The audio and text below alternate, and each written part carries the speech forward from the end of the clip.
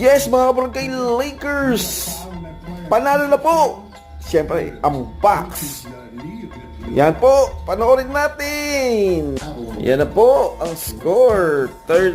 89-118, 118-39. Lamang na lamang po ang Bucks. Alam niyo na kung bakit. Anim ang wala, yung mga importanteng players. Siyempre si Luka, si Lebron, si Rui, si Austin Reeves. Kaya yan po ang magiging resulta. Yan po, tambak.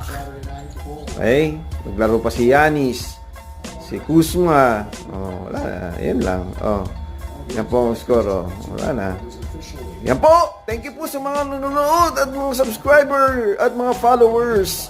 Sige po, i-share natin po. I-share natin sa mga kabarangay natin ang vlog na to at mga videos natin.